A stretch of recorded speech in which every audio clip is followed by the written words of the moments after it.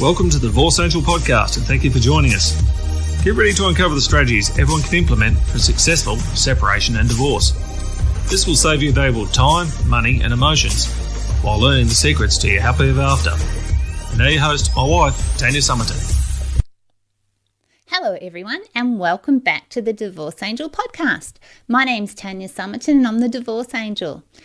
In today's podcast, I'd really like to have a chat to you about my concept of the jelly bean jar.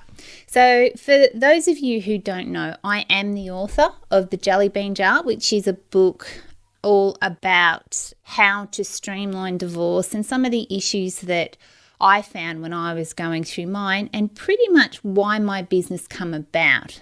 And the book itself was called The Jelly Bean Jar simply because when I was a little girl, my mum said to me that love was like a jar of beautiful, bright jelly beans.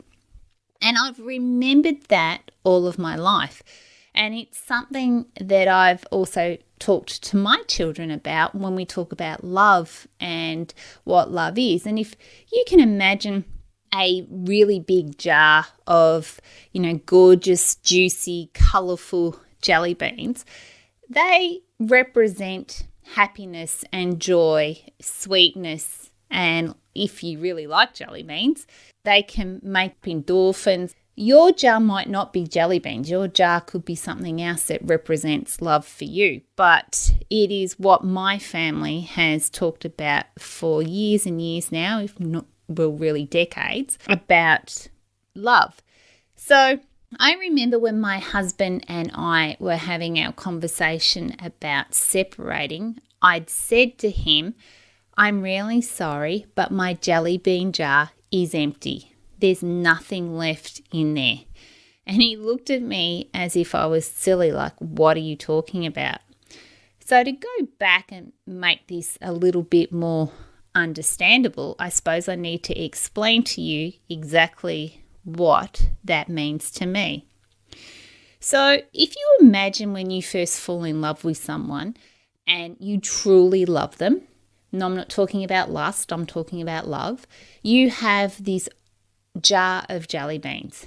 And every time someone does something wrong, a jelly bean can be removed. But if you're in a really good functional relationship, and that's where you've got two people working together who have the same goals, who want to go in the same direction and really do care about one another, so they put that person's feelings as a priority or they want to protect their feelings. If they do something wrong, they will always try and make up for it. So if a jelly bean is removed because someone's done something wrong, so let's, for instance, just say you had an argument over something and your partner takes responsibility for it, and by taking responsibility, he or she could do one or two things, either apologise or take you out for dinner or buy you a bunch of roses or just do something nice to let you know that they'd made a mistake and they were sorry.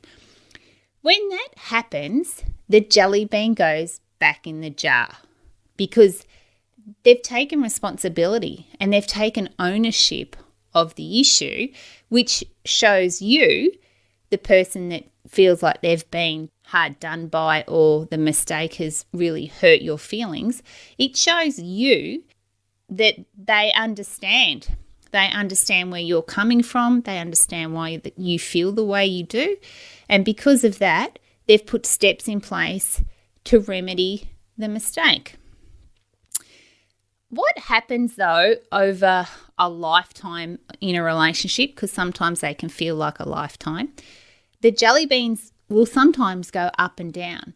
But if we don't work on our relationship long term and take each other for granted, sometimes the jelly beans just aren't replaced and they continue to be removed and not replenished.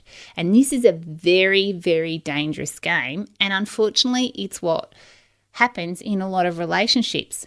So here in Australia, we have up to 40,000 divorces every year. That's just Australia. We're not talking worldwide. The figures in some countries are astronomical. So 40,000 people are getting divorced every year. And when I go through or talk with my clients, the majority of people that I work with have had long-standing relationships, and it's sad to see. I'm talking 20 and 30-year relationships. That's a long time. So in 20 or 30 years, of course, something is going to go wrong. There's no doubt about it. Like, we'd have to be pretty lucky not to have an issue in a relationship that's that long. But when we go and always make good or try and address those mistakes or address what's gone wrong, especially if one person is saying, this has really affected me, I don't feel like I can get over it, it's an issue that has hurt either my feelings or my morals or whatever it is that you stand for. And if that other person's not prepared to go and have counselling or therapy or at least address the hurt that it's caused you, like, the jelly beans are coming out in a handful. They are just being removed. And the person that feels like they've been hard done by just feels like they are invisible, that their feelings mean nothing. And that's why it is so important to make sure that you replenish your relationship and your jelly bean jar. But if I get back to my first marriage and what really made me take steps to address my empty jelly bean jar, it was things for me especially around, I felt like I was being taken for granted. I don't know if any of you guys listening to this understand that, but when we got married, really without my knowledge or understanding, we took on these roles within our relationship that we were expected to fulfill, I suppose, forever. And I got to a stage where I really felt for me that I could be doing more. But my expectations within my marriage were that mother and carer role, which I'm a very caring person, and it's part of the qualities that I've tried to instill in my children as well, as to care about others. So that's not something that so much worried me. But what did worry me was the fact that at some stages I just felt like I was a slave. I felt like it was my job to always make sure that everything was clean, that there was, food in the fridge, that it was always my job to cook the dinners. It was my job to make sure that everything relating to the house was looked after. And because it was an old school sort of relationship where that's where he'd come from, his expectations were that he would be the breadwinner. So whenever I spoke about doing more that I wanted to do in the world, he didn't like that. So he liked to know where I was and what I was up to, and made sure, and I'm not saying that he did that because he wanted to keep tabs on me, which I am sure at some stages he did. It was more that he wanted to make sure that he was providing for the family, but I outgrew that. So both had morals and beliefs that when we went into our relationship, and I was very, very young, so I was 18 and he was 23 at the time that we got together. So I'd sort of jumped straight out of my childhood bed into our marital bed, if that makes sense. So I'd gone from being part of a family straight into following the footsteps of my mother and grandmother and being his carer as such. And then I just continued that on when we got kids. But then when I realised that there was more that I wanted in my life, it was too late because we'd already taken on those roles within our relationship.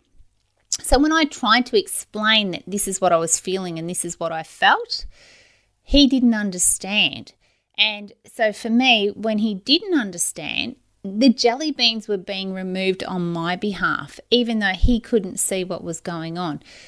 But then moving on from there, that was just sort of a discussion that we'd had over a decade. But then as we moved on from there, other signs of issues that were happening, neither of us were addressing, or things would go wrong and he didn't see that they were wrong. So because he didn't see that it was a problem, he wasn't replenishing the jelly bean, and therefore, my jar was just emptying. And at the end, to be honest, it was emptying really, really rapidly.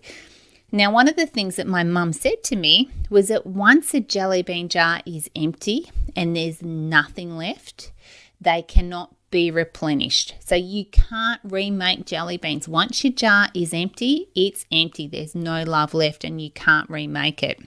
So I got to that stage, and I'd probably been at that stage for about 2 years before I had the courage to then leave the relationship. But before I could leave, I had to have the conversation. So let me put it in another way. Imagine if I ate all the jelly beans and I was on a sugar high. At some stage, once the high is finished, we've got to come down and we've got to come crashing down.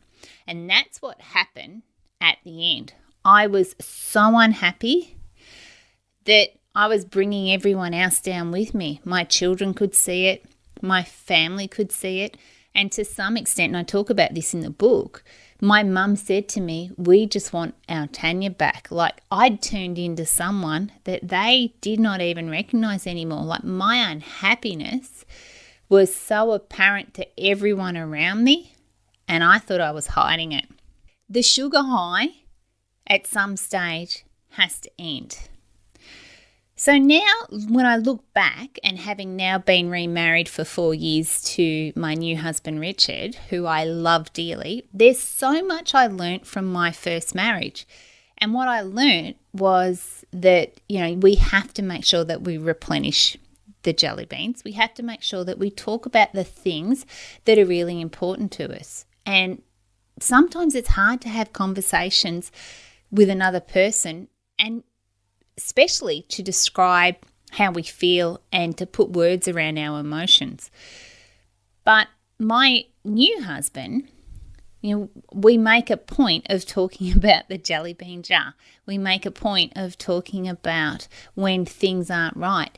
And I often explain to my friends and that our house is full of jelly beans, because I now look at this completely differently. It's not about replenishing the jelly beans that are depleted from my jar. It's about having so much surplus in my jelly bean jar that we never run out. And what I mean by that is that every morning when I get up, I think, what can I do to make his life better? It might just be a little thing. It might just be a text message to tell him I love him. It might be making sure he has a favourite dinner and the ingredients are there for us to cook it that night, that he's got something in the fridge to be able to make his lunch. Whatever it is that he is really, really passionate about, it's me taking just a little step. I don't have to go out of my way to make it a massive issue, but I do try and put something little in place to make sure I make his life as easy as possible. Now, conversely, he does exactly the same thing for me. I know without a shadow of a doubt that I am his number one priority. He makes it very, very clear. And this week, I had a client come into my office and we were having a chat about her and her husband's relationship and what it was that she really felt was the final demise. And she said, when I think about it, he was always so far in front of me. Whenever we walked somewhere, he was steps in front of me. He would never stand beside me or never stand behind me. He was always so far in front. And it's funny how that one symbolization can mean so much in a relationship. My husband walks beside me, or he walks behind me with his hand on my shoulder. He makes sure at any given time he knows where I am. And it's funny, we were watching the news last night and there was a thing on the news with Miley Cyrus where a stalker had tried to kiss her. And when I watched the news and my husband was sitting next to me, the first thing we both said was that her husband was well and truly in front of her. So he really should have been standing behind her and making sure that she was supported and okay. Yet ushered him into the car and she was sort of just left there. And of course, this guy had the ability to come up and do what he did to her. And that would never happen in my life because Richard is beside me in everything we do. And that symbolisation is not just in our life and in our decisions, but it's when we go for a walk. It's when we go out for dinner. It's when we go to the movies. It's the same in everything that we do. So if you're listening to this right now and you're wondering, do I need to leave my relationship? Have I made the right choices? The interesting thing is, whether you believe in a God or a universe, there's something inside of you that is telling you that something is not right. And whether that is because your jelly bean jar is nearly depleted or whether your jelly bean jar is running out and your partner, he or she, is just not doing anything to address the issues and replenish the jelly beans. The analogy is something that you can use to describe it at the basic level. It's something that as a child my mother taught to me, and it's something that you can easily describe to your partner. And my husband will talk about the jelly bean jar. He is a commercial diver by trade, and I remember when he came home one day and he was saying at work, all the boys, we were all on the pier and we were having a conversation about the jelly beans. Can you imagine how that makes me feel? I'm talking about these big burly guys that put their life at risk every day, and here he is talking to his mates and his work colleagues on the pier about their jelly bean jar. I'd love to be a fly on the wall listening to those conversations. I think that would be really, really interesting. But the thing is my jelly bean jar is my priority. It is what I want to make sure is always overflowing and full of beautiful, bright jelly beans. And if they're all over the floor, that's the picture I have in my head. I just want them everywhere. And I want that for every other couple. Please make sure that you are addressing your jelly beans. So if you've already left your relationship, when you go into your next one, remember this analogy that I am providing and I'm sharing with you right now. Remember that when you meet the next person, and if they're the love of your life, you are wanting to forever replenish your jelly beans because they are the most important thing that you can have for a successful relationship.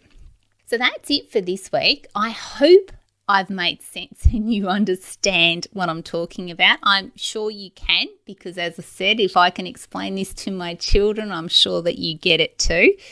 If you'd like to get a copy of my book, you can get it from my website at www.tanyasummerton.com/shop. And there's a copy there. I think they're $29.95 for a hard copy, or you can get an electronic copy for $9.95. And there's a lot of information in there about making sure that you protect and look after your jelly beans. But that's it for this week. I hope you have a great week, and I look forward to talking to you again next time. Bye for now.